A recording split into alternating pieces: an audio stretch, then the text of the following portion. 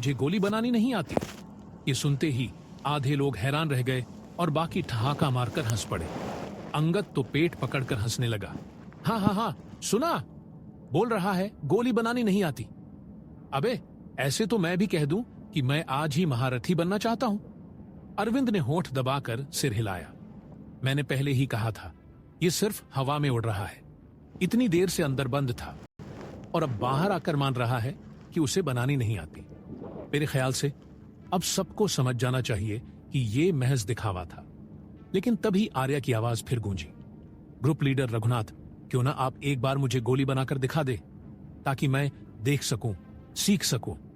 ये सुनते ही पूरा हाल फिर से चौंक उठा।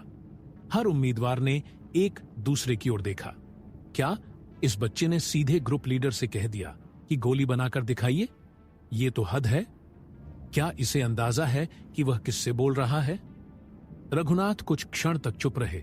उनकी आंखें आर्या पर टिकी थीं। फिर उनके चेहरे पर हल्की मुस्कान आई। ठीक है बच्चा, अगर तुझे देखना है तो देख ले। इतना कहते ही रघुनाथ ने अपनी स्टोरेज रिंग को हल्के से छुआ।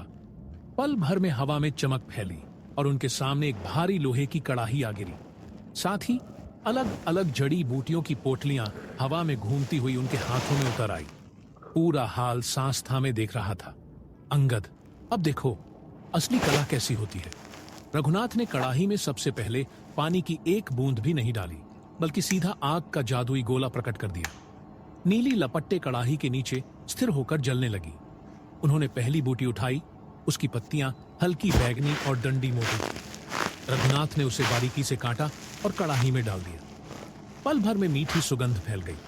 फिर उन्होंने दूसरी बूटी उठाई, जिसकी जड़ें पतली और लसल सी थी। जैसे ही वह कड़ाही में गिरी, भीतर से बुलबुले उठने लगे और रंग बदलने लगा। भीड़ में खड़े असिस्टेंट एक दूसरे से कानाफूसी करने लगे। ये तो मनहा शक्तिवर्धक बूटियां हैं। हाँ, इन्हें मिलाना बेहद कठिन होता है। जरा सी गलती हुई तो सारा मिश्रण काला पड़ जाएगा। लेकिन रघुनाथ की गति स्थिर और नपी तुल्ली थी। उनकी आंखें जड़ी बूटियों पर नहीं, बल्कि उनके भीतर बहते प्रवाह पर टिकी थीं। आर्या ध्यान से देख रहा था। उसकी आंखें हर बूटी के रंग, हर बदलते बुलबुले और हर लपट के तापमान को आत्मसात कर रही थी। करीब 10 मिनट बाद जब मिश्रण पूरी तरह गाढ़ा हो गया, रघुनाथ ने उसमें हल्का सा दबाव डालते हुए अपनी उंगलियों से एक सुनहरी